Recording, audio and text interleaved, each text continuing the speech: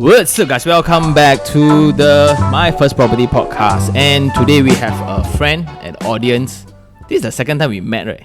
Second time Real life lah. Real life, yeah. Right, physically, right, Exactly. we met. And we got to know each other sometime on Instagram.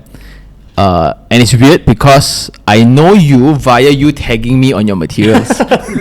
Yep. Then my friend is like, then I got, because you sell to, not sell, you demonstrate your things and talks for a lot of corporate. Yep. Then a lot of corporate will have my audiences also. Then like they will snap bits and pictures of me. Yep. Bro, use better pictures lah. my face on the screen is huge. But anyway, To be fair, I update the photo every now and then lah, huh? yeah. Now I lost weight, so okay. But anyway, welcome Jen to the show. Yay! Good to be here. Yeah. Yeah. So I think a little bit of yourself to the audience will be a serial entrepreneur. I think that's very exciting. I didn't know at all. Okay. Because we got to know each other is straight away from property side of things. Yeah, correct. We only start talking about properties, yeah. So we never thought about entrepreneurship, never thought about it. Then I kind of listened to your podcast with, so this is my why. Probably that one. That's probably the longest podcast I've done. Yeah. Talking about my story and all. Yeah, so I think the Forbes 30 under 30 thing was very exciting. Right? And then like suddenly, whoa, this guy is real. Okay, so they kind of feels okay for being tagged. Okay. So before this, you thought it was spam lah. Then I thought, hey, this guy using me as a material. Wait, what you talk about lah?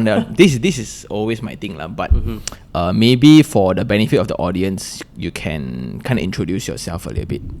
Sure. So my name is Jen. I started my journey on so-called entrepreneurship at the age of 17 actually. And I consider myself kind of like a accidental entrepreneur. I mean, I grew up in a normal, very average Malaysian family, not rich, no rich background, nobody throwing money at me, something like that.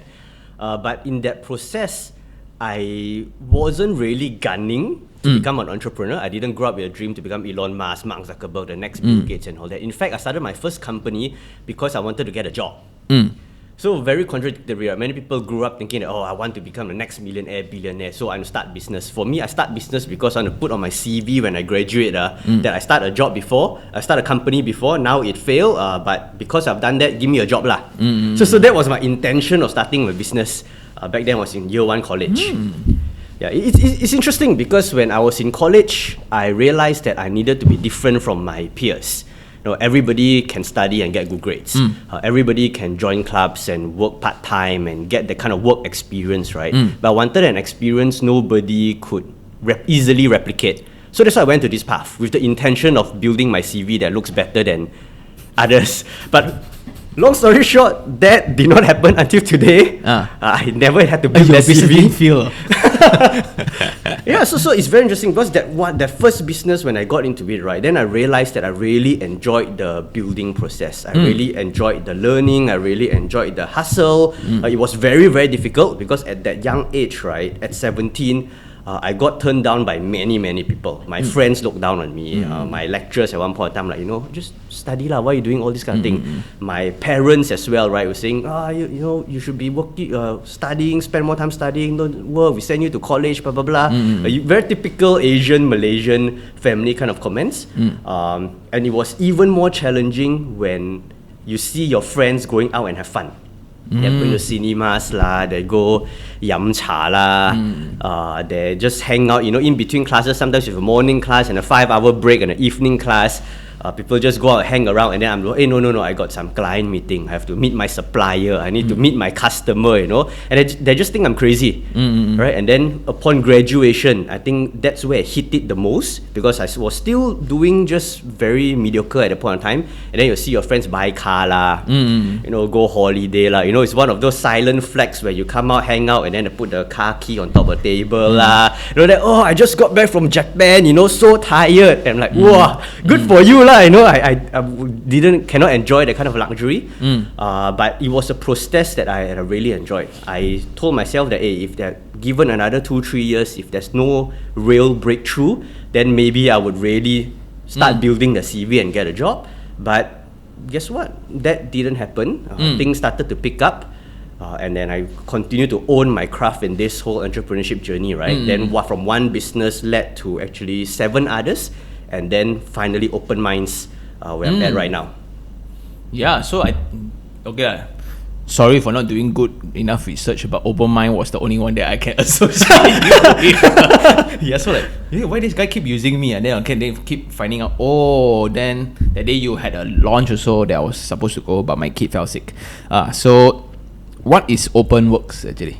So OpenMinds. OpenWorks. Because, I just watched some podcast, so it's I think I know which podcast are you referring to. Audemars Piguet's OpenWorks, double balance wheel. Okay, anyway, Yeah, so OpenMinds. So OpenMinds is actually a marketing technology consultancy firm. We help businesses find gaps and opportunities in marketing and then use technology to resolve it. So we look into data analytics, we look into automation, we look into a lot of AI work, and we just celebrated our 11th year anniversary. So long already. It's been quite some time. Yes. I really only know property. Nothing else I know already. Yeah, and we function in 3 countries right now. So we're in Malaysia, we're in Singapore, we're in Hong Kong. Soon, by the end of this year, we'll be having our 4th office in Shanghai as well. Prior to this, we used to have a Kazakhstan office, which is pretty interesting, but we shut that down, I think, in 2017. Also, so we do a lot of marketing technology work, and our goal has always to be able to develop this ecosystem of technology, right? So through that, we have a lot of different subsidiaries. So one of it, the launch that we had was Open Academy, the one that we wanted to digitize experts into bite-sized content, right, in through the app, so that we can distribute it to the world. And then we have another one that focuses on performance marketing. We have another one that really focuses on the R&D side of marketing technology. In fact, soon we also have something that's related to property too. That is also kind of like a personal interest injected into the company, and to see what we can do with it. Yeah. So, like when this, like 11 years ago, right? 11 years ago, 2012. Then when did the spark for property start? To be honest, right, I grew up in an environment where property is not really a thing, especially property investment. It was those typical mindset of you buy one house, enough already, get married, and then stay there forever lah. It becomes very rich, then you buy a bungalow, and then that's it, right? Not so much from an investment perspective. I think partially also because, my parents had some failed investments in properties before this as well. So it's always a pretty dangerous game, right? So my first property when I bought, I think that was probably in 2015. 2015, 8 years ago. Yes. Not long ago. Yeah, 2015, 2014. That's the first. And when I bought that, it was the intention of basically, that's the place I'm going to stay. Eventually, I'm going to get married, settle down, and that's it. There was no concept of investment in property because it's a dangerous place to be, and was really just that. And of course, through that first property also, I made many mistakes lah. Yeah. I jumped to the end game really, right? So literally, it was the dream property back there, which is the place I'm staying right now actually. So not so dream after all lah. But I bought that with the thought of that would be my end game. That good enough already. This is the Ara Damansara. Okay. Correct. So I thought that it's good enough. The size, it's alright, to be a small family and whatnot. So that's one mistake. A second one was that, I went in with 2 names. I went with 2 names, and that 2 names did not work out. So went through the whole process of splitting it and going through all of that, more money out from pocket. But I'm still there right now lah. Sorted out already. Sorted out already. So I assume it's your girlfriend Yes. Okay. Yeah. Hey, don't want people guessing, man. My grandmother, right? Maybe you can talk through that a little bit, right? So when you get that together, so now if you want to buy out, I assume again there was no return thing before, no agreement. No one foresee you will break up, right? Yeah. No return. Maybe it would be a better idea to have something written, but no lah, because this was supposed to be our forever home, right? That's the dream. We put a name together, we buy the place. Yeah. So did you agree on the buyout? So she asked for a buyout. Yes. At current price or back then price? At current price. At current price. It was, the entire deal was structured against me to some extent, right? But I understand because of circumstances. So on top of the bank loan that I needed to service, I also needed to negotiate another loan with her to buy off that portion in that sense over a period of time. Then you went to a lawyer to say that we want to refinance this or we just turn it over. At that point of time, the advice I was given is to refinance the whole thing. Under your name, sure. Under my name straight away. So everything has to be rewritten as an S&P, a new one is written, the whole refinancing. So it's as though we are buying a new one, sub-sale, just that I'm buying a 50% portion from the other person. Yeah. So same lah, all the fees, the stamping, everything comes out again. Yeah. Or give the government. Correct. And that's what I think the new budget, I think under this new administration, is very friendly to family members transferring over. Yeah, so like brothers and siblings or whatsoever, right? Now you want transfer. But then on this topic also, because a lot of older folks, uncle, auntie, apparently they are my audience. Like, because of this Madani thing, should I transfer all my properties to my son? No. Yeah, why? Why? You hold it until you go down lah. Never mind what? Yeah. Let them wait lah. Let them drool. Right? Then later you pay tax. Not you pay what? They pay what? Yeah. No inheritance tax also, which is another good thing. But anyway, this is something just for the audience who's listening. Then coming back to that, right? How many years it took to recover from that? Monetarily, Monetarily, of course. Nah. Wow. This is not a not a relationship consulting. I mean, because I think I took about 2 years, right? Just to sort out everything. Just to sort out everything. So it was a very tiresome process to go through, because the whole paperwork has to restart. It's like really getting a loan over, right? So you need to go see the banks and then get the rates and then go sign, go through that, and then on top of that, you're serving now technically 2 loans. So that actually took about 2 years to have everything settled. And was it easy for you as a business owner to get loan, I think, that time? Not at all. Not at all. And especially at that point of time when the company wasn't doing as well as it is right now, right? We're still on the building stage at the point of time. The banks were very unfriendly. The banks were making it very difficult. They want to see all the audited accounts lah. They want to basically go through as many documents as they can. And then at the end, you also face with a rejection or ridiculous rate. You know that there's a rate lower, but you're always given the higher end. Yep. I think that's something a lot of entrepreneurs should know. Like on a good year, right? Do consider getting one. Yes. Definitely. Not every year so good one. Yeah. And not only that, I think it's about the documentation you keep for yourself as an individual as well. I think a lot of business owners, I hope I don't get caught for this, but a lot of business owners try to run tax, right? So they don't draw so much as a salary. They don't declare as much. Yep. Just because, well, I'm a business owner, the company money is mine, blah, blah, blah, right? They find other ways to disperse the money. And that actually works to your disadvantage. Yep, exactly. Right? So if you just want cash up front, sure, that can be something you do. But if you really want to build that credit record, you want to buy properties, right? That doesn't help at all. Zero. You actually need to maintain that salary or whatever that you declare for at least 2 years or even more sometimes, depending on what industry that you're in and how big your company is. All this could act as additional documentation for you to secure their loan. You know, I think this is something like a lot of employees don't understand. Like they don't know, like, 6 months, then 6 months, some 3 months also can already. Especially if you work for a MNC. Correct. You work for this one. Don't even need to see. Yeah, exactly. Just mention the company. I have friends like that, right? They go into a top consultancy firm, and then all they need is, I work in this particular. Ken, no problem. And then immediately, can get. It's like as if they won't get fired. Yeah. Correct. So that's the benefit that when certainty is on your end, which is my mindset at first when I got my first property. I knew that as the sun comes up tomorrow, my salary will bank in every 28 So use that to the advantage. But if you're a business owner, right, I think just to buy a property, the fear is way higher. Yes. Suddenly, whether you like it or not, business must do well now. Correct. So I think it's added pressure as well, especially if you have a team of people in that business, right? Whether it's 5, 10, 20, 30, whatever the amount is lah. Now, yes, you can secure that loan. The responsibility is on you to feed that 10, 20, 30 people, right? That is definitely added pressure. I've went through that countless times. I mean, in our early days especially, I still remember occasions where our bank account only has 2 digits.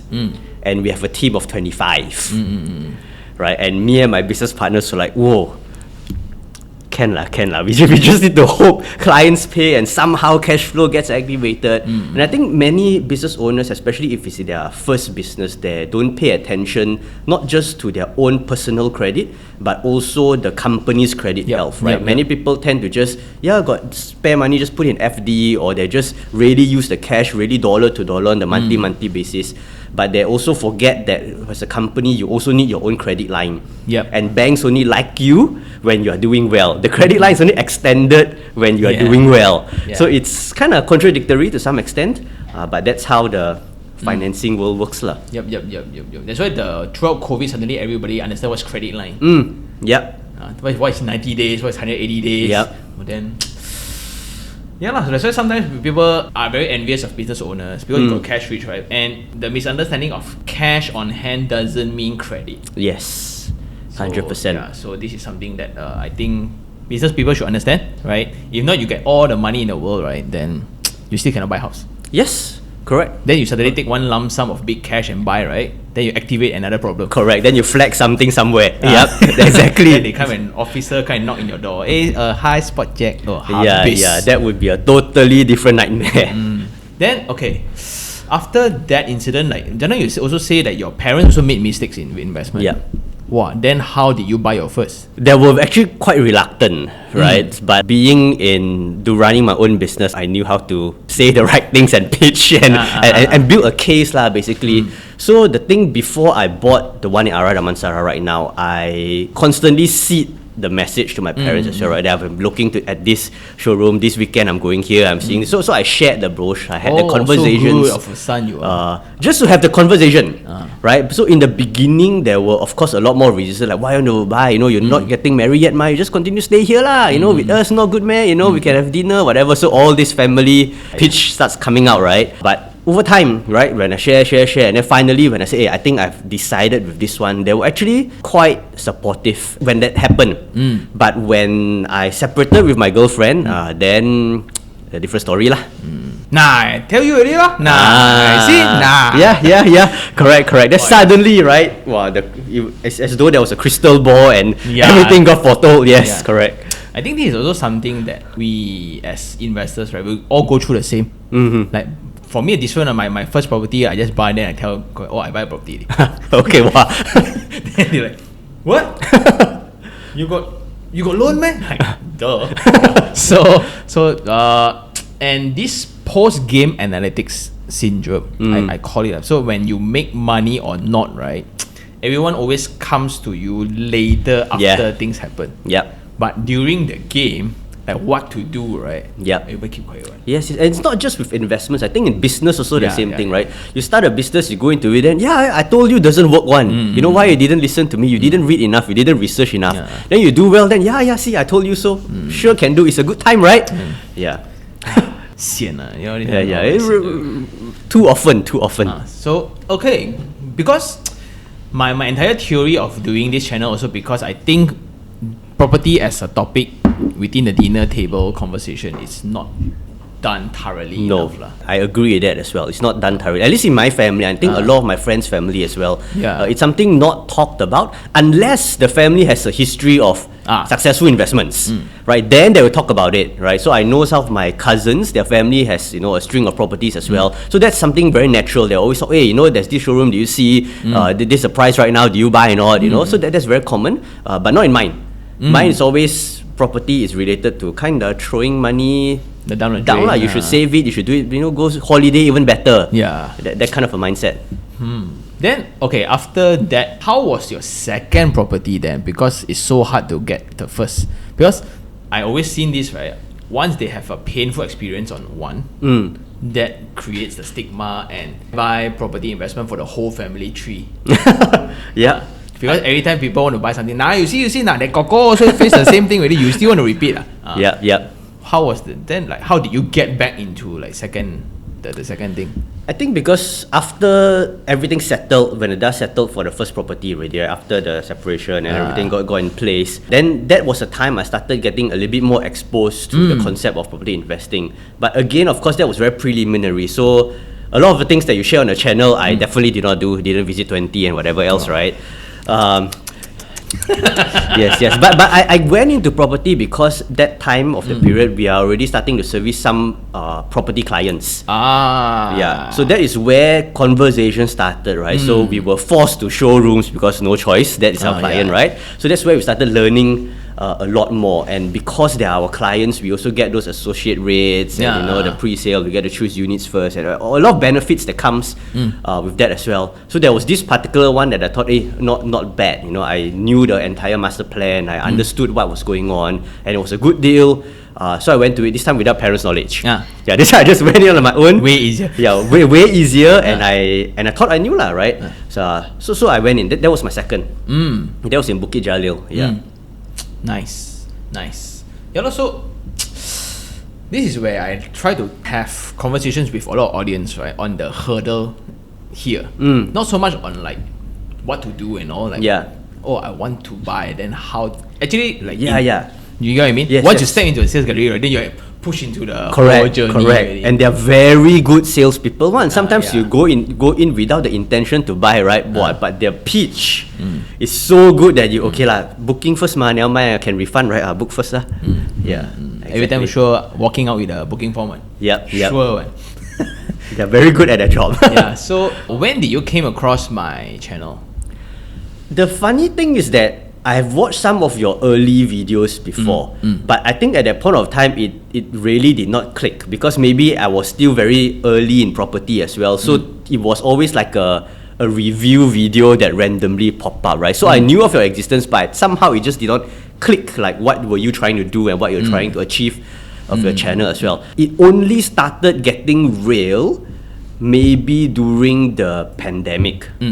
Right, because during the pandemic, we all knew that the developers were a little bit more desperate, right? So there are better deals, and then the government was pushing out a lot more incentives at that point of time as well. That is where I started looking in greater detail, and I guess that is also the official point of time I realized, actually this guy really not bad, legit. And then that's where I started following a lot closer compared to the early days. Early days was if you pop up lah. You don't pop up, then never mind lah, because it's just a review video, Yeah,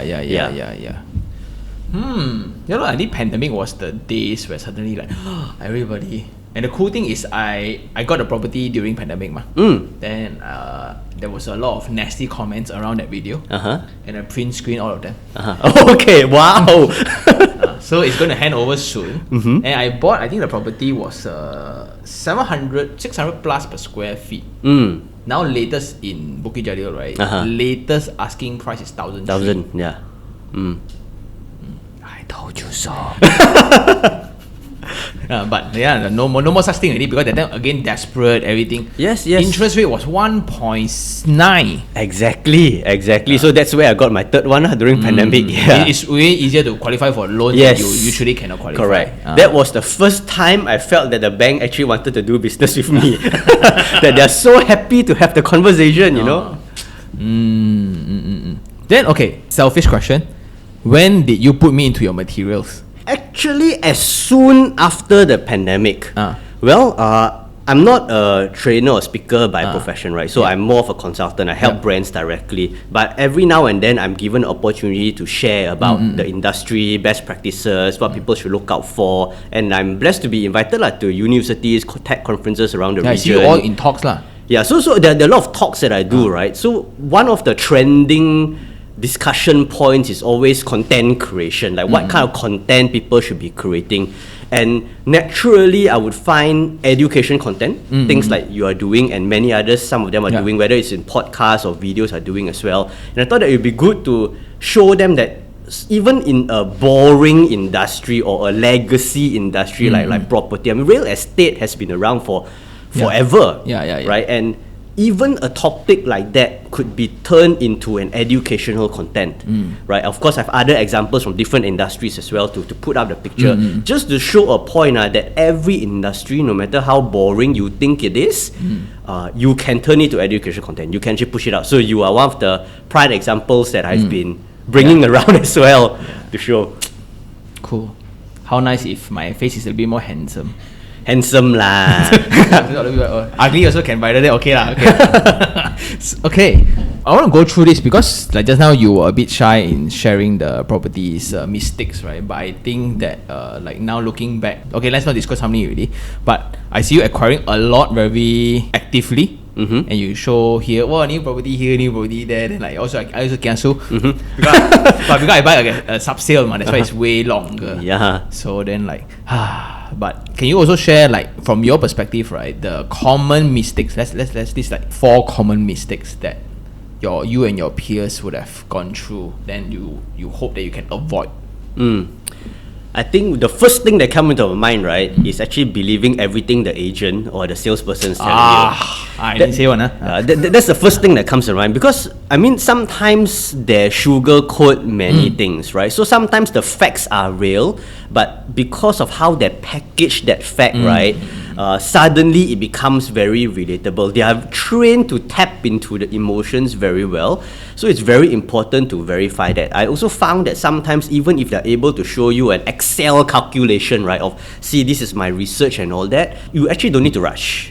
Take that shit, right? Go back and go search for yourself. To do that, because I have seen, right, some, for example, Airbnb projects or rental projects, right? They say, 100% can cover loan, no? Sounds good lah, right? I go back, sometimes on the spot, I take out my phone, I go on Airbnb, right? You say this area can what 400-500 per night, right? So I search. Now 180 only. Where this 450 come from? Double peak. Correct. Double peak. Oh, this one during New Year. Why not? Yeah, but normally it's 180.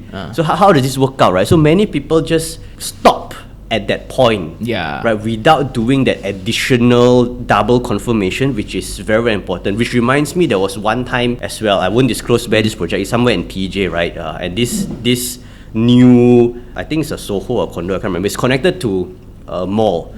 And this particular sales staff was so enthusiastic in pitching how good this mall is, right? Like, oh, it's so convenient. Imagine you wake up, you can go there, your food is there, and all of that, right? And then says how convenient it is. But then there's 2 things that was very strange. One, it does not come with car park. Okay, so I said, but you're in PJ. How can you not have a car? That area has no LRT. The nearer LRT is probably like a kilometer plus away, right? I said, oh no, it's okay. It's still quite within the driving this for Grab and all that. Not very expensive. Then number 2, the mall is not doing very well, So I asked him, so would you go to the mall yourself? Suddenly his face changed. There was awkward silence for a bit. They said, yeah, not bad, what? The mall, you know? Then you know, right? So I think it's important for people to just don't take the word as is. You need to recognize what you are buying, where you are buying, the situation over there, and do your own research. That's definitely top, number 1. Don't get sucked into, the emotions and how nice the show unit looks like. I think it's because a lot of people worry on the losing out on the potential gains that they get. Wow, if I buy, this is how much I will make. Counting the chicks before they actually hatch. Yes. But many people also don't realize, right, when they do that comparison, because I was once at that group of people also, right? So it's very easy, right? You say, oh yeah, you see the loan, the loan is only, let's say, 2K. Here you rent out 2.5 for, you definitely make money already, But many people don't recognize that all the hidden cost that comes in to even maintain the place, all this actually adds up. Right? And then people also need to be able to see the opportunity cost. Yes, so you put this to secure, right? And it's a long-term game, very, very long-term game. You're talking about 10 years minimum kind of game, right? Is there other places you can make that money back faster if your intention is really to make money? Because if you're going to sink in, let's say, even 2,000 ringgit per month, 1 year worth of that sum, or 5 years worth, or 10 years worth of that sum, right, could be something else compared to just there. Because not only that, you're 2000, 2005 with maintenance fee or that, you're actually still bleeding some from the cash flow one. Actually, you are kinda on a negative. Is that the game you want to play? And to do this for extended period of time, for 10 years. Many people don't see that. They just see the immediate, right? Oh yeah, should be okay. But there's opportunity cost that's hidden that people don't realize. Very good. Because a lot of people, sooner or later when you go to 20 different properties, right, I always tell people, right, you realize that sales gallery is the best conversion funnel. I agree. when you see show unit, imagine you living here. Yeah. Show unit put down 200,000 to 300,000 every show unit easily lah. So of course it must feel good. And okay, the second thing. So what's the second mistake that you reckon? The second thing is don't join name lor. It's happened to me, right? It's happened to me specifically as well. Don't join. I think no matter how sure you think you are, it's you don't want to do it. And I think sometimes it's beyond the relationship thing that we talked about just now. But I think it's, if you are looking at it from investment point of view as well, it just doesn't make sense lah. Why have two people you use up that slot? You know, we always talk about that 90% slots in Malaysia. Why use up that slot? And on top of that, why put two people in that credit burden if you can put on one? Right? It just doesn't make sense. Then why would two person be liable when something should be just on a single one? I mean, I'm glad I learned that early on my investment and not like a few in and then only I realized. But it's a painful process. Monetarily, very time consuming. It's really not worth it. And it just burns off the interest at all. It burns off. It really burns off, because when you're going through it, right, we have to remember that it's not just a monetary process. You know, you have to meet the lawyer a few times lah, and then the negotiation with the other party, right? Then your emotions come into play as well. Then it's a balance between, are you going for the emotions part or the monetary part? How do you work this out? You know, and especially if it's going to be a relationship that it's broken off in a not amicable way, right? Let's say it's my lawyer speak to your lawyer. Yeah, correct. Then it's going to be even worse. Right, so it really depends on the situation, but why go through that? Don't put yourself through those unnecessary stress. Yeah, lor. That's why for my fellow brothers out there, right? Hold your horses. If you really want to use their 90% slot, right? Just buy under them and you pay. Even if you split up, right? Let them continue pay lah.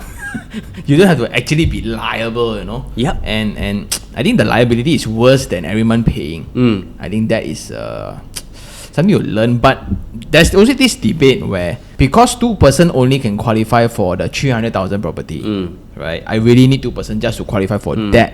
Then does it make sense still? My opinion is no. Rent first, lor.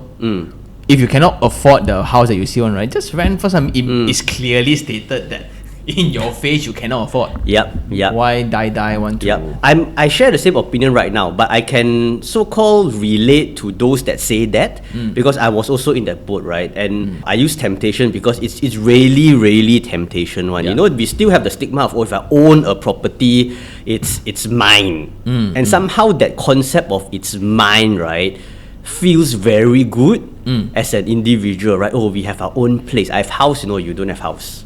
You know, you renting. Somehow the stigma is still there. It's very strange, right? But sometimes, honestly, when I see some of my friends that are doing very well in their career, but until today, right, they're only renting. To be honest, sometimes I'm a bit jealous as well, because they're like, every year, right, they shift from one penthouse to another penthouse, from one Kiara to Bangsa, from Bangsa to KLCC, right? And they just do it. They just pack luggage, hire a mover, they move in, everything fully furnished, Wi-Fi all provided, they just stay. And then I'm like, wow, I stay here like so many years already. I mean, nothing wrong with staying in a place, but you know, you look at the pros and cons where people need to realize that renting is actually not a bad thing at all. And I've also learned to the hard way that your dream home don't always stay as a dream home. There's always a bigger dream, right? You still 300,000 now, sure, but very soon you will have a 600,000. I have a business associate, right, that was, I mean, he has his first kid, then he was eyeing this one particular property, and then he was very sure of going with that already. He was going through the final phases, decided already, and then second kid come. Suddenly that one that he was going for, that he thought it was the dream property, suddenly got eliminated because the needs change, right? But thankfully he hasn't paid anything, he hasn't signed anything, so he was able to make that U-turn. But many people sometimes have went into it without thinking of what's next, right? Then when the second kid comes and the third kid comes, or change of job, you are no longer in KL, right now you're in Shah Alam, for example, then what happens? All this needs to be considered before really just joining their name to buy their property. Renting, it's a good start. Exactly my case. I can share this again where I buy the Bukit Jalil one, thinking that me and my wife going to live inside. Then okay lah, 3-bedroom good enough, right? Then suddenly the kid came. Oh, the kid okay lah, still okay lah. Then we just got in a helper. Oh, suddenly got packed lah. I cannot live like that. Like, hey, go and buy a bigger house. Then go and buy one in Eco Ardens, right? Buy already. Then like, hey, you know what? What if the second one come? Okay, you want the second one. Okay, so how I upgrade in life is I upgrade OPEX, meaning I'm looking for a personal chef instead of me changing into a fancy car. I look into saving my time more. Then I look into driver. So if that guy, so where the guy chill? Yep. The guy I chill with him, they watch TV together in the living room, right? Yep. He needs a particular restroom. Correct. So then like, then what? If I keep, by the time I buy, the need should be eliminated. Anyway, for 3 years. Yes.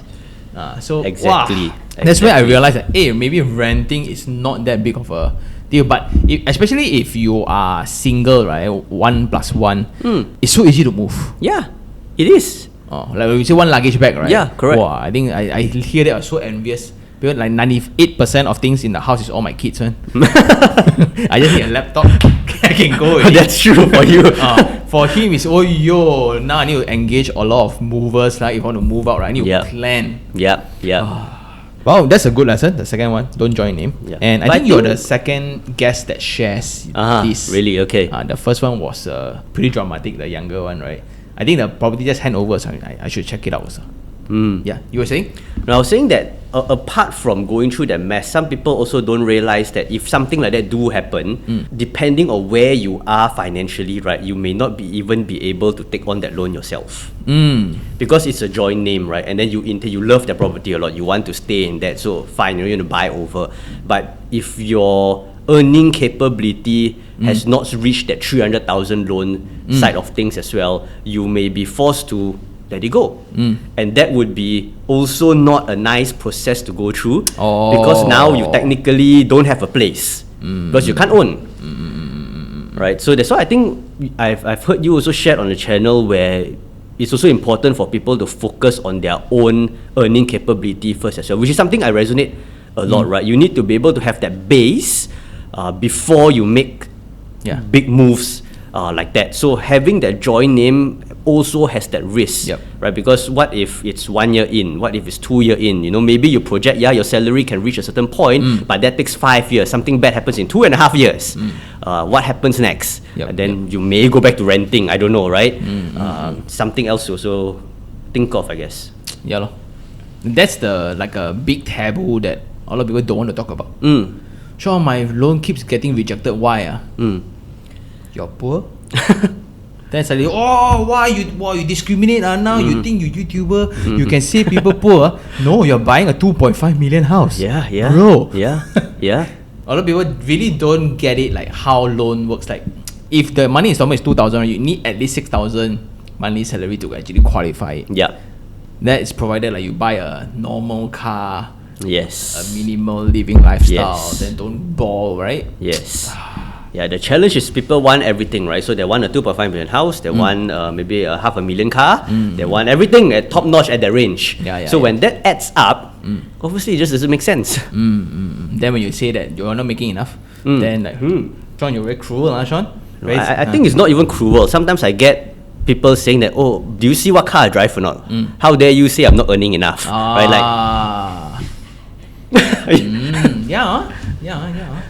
Cool. Moving on, the third one.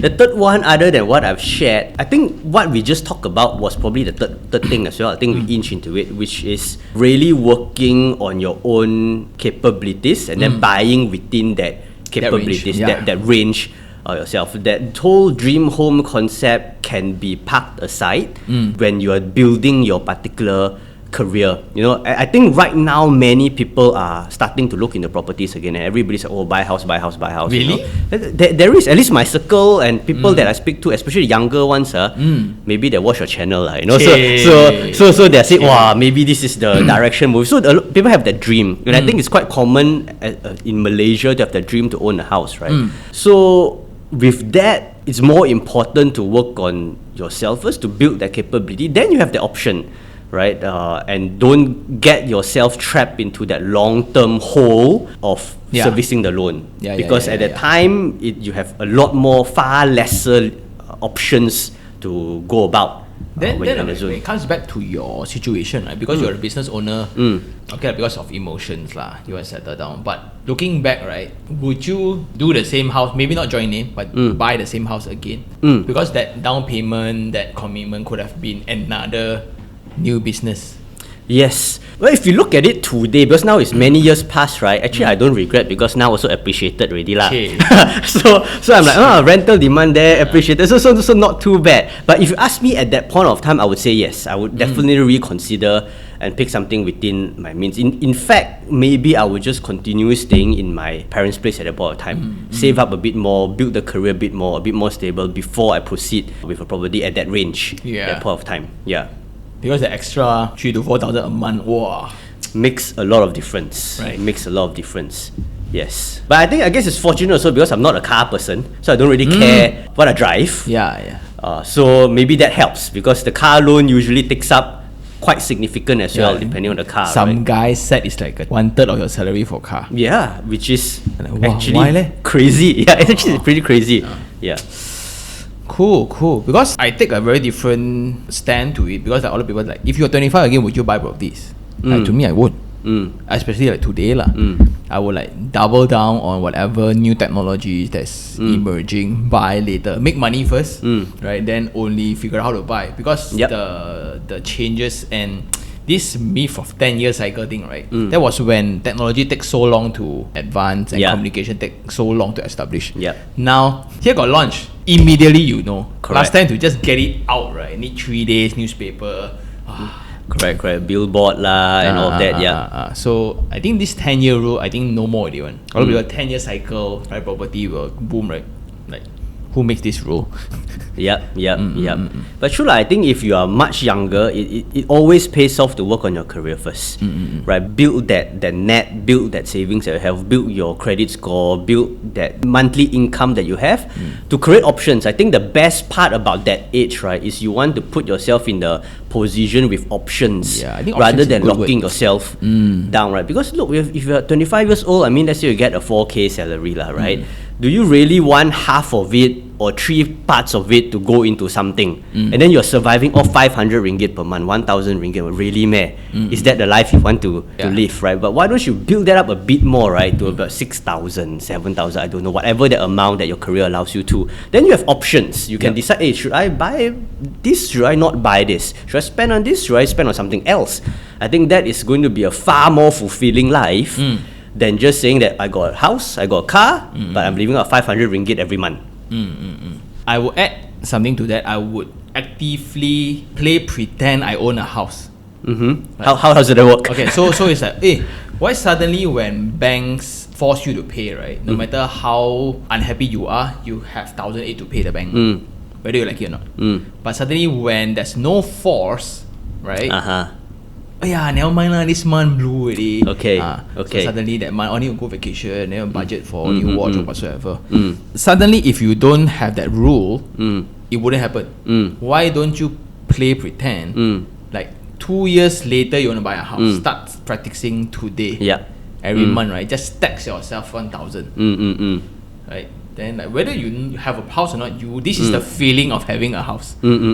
Actually, I like that rule because that's something I personally practice with a lot of things, right? So I force myself to pay a certain sort of amount because I intend to own something or intend to do something in the coming months or coming years. So I have actually different funds on, right? That I just forcefully put it in so that when the time happens, right, I just need to activate the sum, or I can choose if I'm better off at that point of time. I can choose, now I can change the purpose of this and let it roll. Even more. I think that's a good rule to practice. Because this applies to a lot of people who takes the commitment as an excuse to push themselves. And that happens far often than we think, actually. In certain industries, this is the way to push people to do better. We don't like it or not, you gotta hit sales. You gotta hit sales. Now play pretend A lot of people directly go into a commitment, right? Like, now you, hey bro, cannot help you. And I think the trick to playing pretend, right, is to do it the moment your income comes in. And not wait till you spend everything else and how much you left, then you go and save that balance. But more of, let's say you're earning 3K, the moment 3K come, right, 1K you go somewhere already and you don't see it right? Put in one of those robo-advisor or put into your FD or whatever, just park it somewhere that's off your usual banking account, and then you go spend whatever your usual. Put into a account, then the ATM card, you cut it. Yes. That's what happened to mine. Yes. I did the same thing. I do the same thing. Exactly. I didn't cut it, I lost it. But suddenly I want to withdraw money. Or you just hide it somewhere, put it somewhere. How to withdraw money? Then I got this bank account where I don't know how to withdraw money. Online transfer out. I don't have the password also. Wow. So now okay lah. As long as I can prove myself, then of course. You just go to the branch and do all stuff. Every year you pay extra ringgit, but I think it's fine lah. So okay, last mistake that you would recommend that people don't do. I think the last one would definitely be something that you have spoken about countless times as well, is to actually not only visit enough showrooms and visit enough properties, but I would add that to say also visit other investment vehicles. Okay. Right? Because every type of investment not only brings different returns, but not everybody thrive on a certain part of investment. Like for me, right, although I have something in the stock market shares, but I'm terrible at it, right? And I have no passion at it so that's why it's not working very well. Sometimes up, sometimes down, but I really don't take time enough to go and figure out. But some people do extremely well, right? And I think that it's important for them to realize that with the sum of money, don't just see property as sure make money or this is how it's supposed to be. Let me just go put everything all in and sailang, and that's it. But rather to also take the time to evaluate, okay, the same sum of money here, what can I do? Should I start a business? Like the question asked me, right? Should I save the money to start a business? Maybe some of them should. Right? Some of them will say, maybe it's not property, but could it be because you are very risk adverse? So maybe you just need a very stable savings plan somewhere. Maybe it's really just unit trust. Some would say, maybe I'm not starting a business, but can I invest in other people's business? There are a lot of other options out there instead of just jumping into properties alone. But even in properties, right, I think it's worth considering that, okay, if that is really your game, is it then Malaysia? Are other countries a bit more interesting for whatever that you're looking at as well? That's why when I hear you say see enough, in my head it's also beyond just showrooms, but see enough of how you want to use your money, how you want to grow your money over an extended period of time. What a good point. Because a lot of people really do think that I only invest in property. In actual fact, you don't. Yeah, I don't. But the rest is boring to me. Stock market, stock. Same feelings. You earn extra bucks But property suddenly you went out at a rate that you think is very good, right? Wow. The excitement is different, right? Cool. Wow. It's nice to revisit all these points, but with a different twist. Because now you are also heavily acquiring a lot. Congrats on the latest acquisition. I think the one in KL one. Yes, thank you. Thank you. Haven't finished your renovation? Haven't, but soon. I think by end of this month or so, it should be done. And also, another selfish one is how can the channel be integrated into Open Academy? Because I have this concern where I keep pumping out content, right? To me, it's still not enough. The team is listening. It's never enough. But then I don't have structure.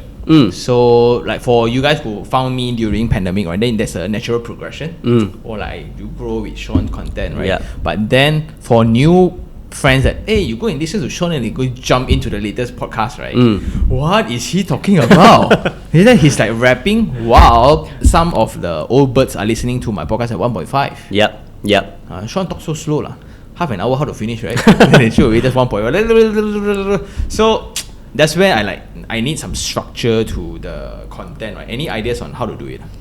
I think that's where exactly Open Academy can come in because our content team is the one that works with experts like yourself to really break down and organize all the content. Because what we realize, right, experts like yourself, even in other industries, you have so much knowledge, so much expertise you want to share, and everything is a point, right? But how should we organize it? Which should come first? Which should come second? The length of it, the progression of it. This is something where Open Academy actually specializes in. So our team is made out of ex-media producers. So they actually produce shows, podcasts, not just in production, but actually produce them, edits them. So that is the team that we have at Open Academy to help experts like yourself. So if you're thinking of building progression, you're building a special learning series, for example, that's something that we can definitely work on together. So is it a paid one? Like people pay money to go and listen? That is actually up to me. Up to you. Oh, okay. Yes. So we have experts coming in. So what experts like to do is that they will have different levels of content lah. So some of it a bit more introductory. They're more than happy to do it free via the app as well, right? But there are some that they are really going to details and they want people to have a bit more seriousness to tune in all the way. Then they'll have a charge to it as well. Oh, so like besides property, there are a lot more subjects to learn from lah. A lot more subjects to learn from. You learn from starting businesses, fundraising, leadership, mental health, the entrepreneurship side of things, digital marketing. What else? The legal side. Ooh. Quite a wide range actually. So what people do? People just download your app. People just download the app. They just go to the App Store or the Play Store. They just go and search for Open Academy. They download it, and then there are already free videos, like hundreds and hundreds of them that you can go through. Maybe we put a link down below, because I think this will solve the active income part. I think a lot of people now like, I want to upgrade myself, Sean. Do you think a master's would make sense? Like, no. I would say no too. I would say no too. If it's free, okay lah. If it's sponsored, okay lah. But Yeah, if it's yeah. like 20,000, 30,000 USD, then should we pay? Then you lock yourself 2 years. I think it's not so much of the money, I think it's so much more of what you intend to do with it, right? Because many people, when they do a master's or PhD, right, they do it thinking that this is an instant step up of your salary. Now, coming from an employer side of things, right, it doesn't work that way, right? So unless you say that, I'm building this because I need certain certification and this is a requirement, or because in the industry, let's say you are in the academia, right, you're a lecturer, then obviously this will help you in your career progression. But some people just see that as, just go learn something, better than sitting at home. Really, you have to learn something, right? Just go watch YouTube, right? Just go and subscribe to some online courses like Udemy or Skillshare, whatever, right? It's far better and it helps you more immediately, rather than just trying to further your studies for the sake of furthering yourself. And I can say that not because I'm anti-education, right? I sit on an advisory board for a few universities in Malaysia. I have a master's myself, I'm currently doing my PhD. But I'm telling people that you need to know the reason why you want to do this. Then only, whether it's free or pay money, at least you have an objective. Oh, you're doing a PhD? Yes, I'm doing my PhD right now. In marketing technology. Wow. Yeah, it makes sense lah. Right. Yeah, it makes sense. Dr. Jan. Wow. No, I don't like the ring of that, but I was offered to do this by university, so I thought, why not lah? Yeah, I got offered once also to do PhD. In what? In real estate. Okay. But like, don't lah. yeah. Actually, after taking it up, right, to be honest, I hope the university is not listening to me, but I regret lah at some points, right? Because it's a totally different thing. It's like business and academia, there's a detachment, right? Totally different. I still remember I submit my final papers. The comments were not academic enough. Okay. Because I don't reference, not enough reference to past papers. Alright. I fully write everything myself. Okay. Then they say that this is not recognized. Honestly, I get that a lot. You must copy from people like, Yeah. Never mind. You have to prove things based on past papers, right? That's the tough one. Yeah. Interesting. So I think we also got a clip of you last time saying that you won how many properties? I was getting for 30, right? 30. Yeah. No, 25 sounds small. Maybe it's also inspired by you lah, maybe. Yeah, so I think it's totally possible now. But we will have a separate issue altogether later lah. Like in disposal and all. Correct. And the greatest fear now, if it's budget, right, suddenly there's inheritance tax. Which is possible actually. Yeah. And now, this is something off topic, but like the latest budget, right? I was looking into it, like nothing much to properties. right? But right. the whole novelty on like not burdening the normal people, but take money from the rich and for those who can afford, right? Was the capital gain tax on shares, private shares. Yep. A lot of people don't know this, but a lot of companies buy companies to acquire their property. Yep. It's quite a common practice. So a lot of land deals in Malaysia, right, is company acquire company. There's no MOT. So when we talk about MOT 2%, 3%, right, for land deals of 600 million, right, the MOT is like few million. Yep. Doesn't apply to them because they can just acquire company after company. Yep. And I got to know this when I was drinking coffee at a kopitiam. Okay. So the uncle, MOT 唔使俾㗎啦, don't need to buy, we just buy the company lah. Then now cannot Yeah. which is like, wow, this new prime minister. I'm not a political channel, right? But this prime minister, good And I think that's about it. Thank you so much for coming. Thank you. So I think since on the same line, if you want to try to learn new things, you can always download the app. Maybe I will be in there one day, just to have some structure, because a lot of people complain and now the channel go a bit too far, too fast. So need some structure in life. We can definitely help you. Okay. Anyway, thanks for coming, and Thank I you hope for you having guys me. like this episode. I like it a lot, and see you guys on the next one. Ciao.